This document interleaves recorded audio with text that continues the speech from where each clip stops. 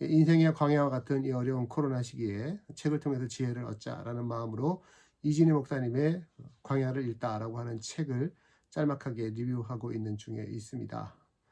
한동안 제 얼굴을 안 보여드리고 요약한 것만 보여드렸더니 제 육신에 최측근 되시는 분들께서 얼굴 안 보니까 별로 재미없다 하시면서 서운해 하시는 것 같아서, 다른 분들은 굉장히 요약한 것이 아주 좋다고 하시고요. 네, 그래서 잠깐 얼굴 보여드리고, 그리고 다시 요약 보면서 우리 리뷰하도록 하겠습니다. 이 광야라고 하는 환경이 낮에는 햇볕 때문에 뜨겁고 또 밤에는 춥고 동물의 위험들도 있는 그런 곳 아닙니까? 위험이 많죠. 특별히 햇볕이 쨍쨍 내리쬐는 그런 한낮에는 그늘을 찾고 싶은 게 광야를 지나는 사람의 간절한 마음일 것 같습니다. 이스라엘 백성들이 광야를 지나갈 때에 구름 기둥 또 불기둥으로 하나님께서 인도하셨다라고 하는 그런 구절들이 있지 않습니까? 광야길을 40년간 지나갈 수 있었던 배경은 하나님의 덮어주심이 있었기 때문이다. 그 덮어주심은 보호하심이라고 얘기할 수도 있겠죠. 예수님 같은 경우에도 광야에서 40일을 금식하시면서 기도하실 때에 그곳에 있는 그 수많은 위험들을 잘 통과하실 수 있었던 비결 중에 하나는 굴이었습니다. 굴, 들짐승으로부터 보호하고 이슬로부터 보호하기 위해서 굴에서 기도하셨다라고 하는 것이 일반적인 생각인데요. 예수님의 광야 생활도 그렇게 그늘을 통해서 보호받을 수가 있었습니다. 엘리야 같은 경우는 특히 더했죠. 호렙산에서 그가 하나님 앞에 음성을 들을 때에도 그가 지냈던 곳이 굴이었고요. 아주 재미난 장면 중에 하나는 요나라고 하는 선지자 아시죠? 물고기 뱃속에 들어갔다가 회개하고 나왔다는 그 요나가 자기가 이제 마음 내키지 않지만 그래도 하나님 앞에 붙들려서 억지로 니느웨에 올라가서 하나님의 심판을 선포합니다. 그랬을 때 그 요나가 그렇지만 이들이 내 말을 들을까 싶냐라고 하면서 그들이 멸망당하는 걸 지켜보려고 그 성이 한눈에 보이는 곳에 올라갔을 때 하나님이 그런 요나를 위해서 준비하신 게 있었습니다. 뭐였습니까? 박넝쿨, 벌레, 뜨거운 바람 이런 거였습니다. 박넝쿨이라는 것이 결국 그늘을 만들어 주는 거였습니다. 그래서 요나가 그 박넝쿨이 만들어 주는 그늘 때문에 아주 기분이 좋아져 갖고 헐레거리다가 이내 벌레가 나타나서 박넝쿨을 갉아먹자 짜증을 내고서 아주 신경질을 내죠. 그리고 설상가상 뜨거운 바람이 불어서 박넝쿨을 다 말려버리자 요나가 드디어 하나님 앞에 화를 내기 시작하면서 드디어 하나님의 마음을 깨닫게 되어집니다. 그런 박넝쿨 하나라도 아끼는 요나의 마음인 것처럼 하나님께서 어찌 그 수십만의 인구가 있는 니느웨 성읍의 그 생명들을 아끼지 아니하시겠느냐, 이런 얘기들을 저희들이 기억합니다. 자, 특별히 오늘 이 광야에서 그늘이라고 하는 주제를 가지고 얘기할 때 우리한테 주는 귀한 말씀은 바로 시편 121편 5절 6절입니다.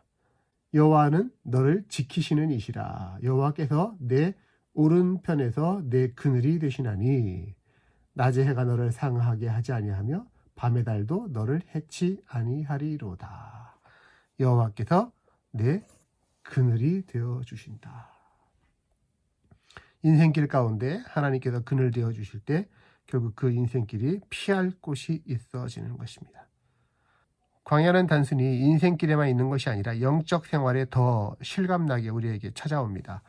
영적인 광야, 누구에게나 그 영적인 광야가 있죠. 특히 우리가 잘 기억하는 것이 엘리야가 자기가 하나님의 능력을 힘입어서 바알과 아세라 선지자들을 다 잡아 죽이고 나서 그 이후에 그는 영적인 침체에 갑자기 빠져버리게 됩니다. 왜? 자기를 죽이려고 하는 유세벨 왕비의 위협을 느끼기 시작하면서부터입니다. 그때 그가 피한 곳이 어디입니까? 결국에는 로뎀나무 아래까지 가서 거기에 누웠다라고 말하는 것이죠.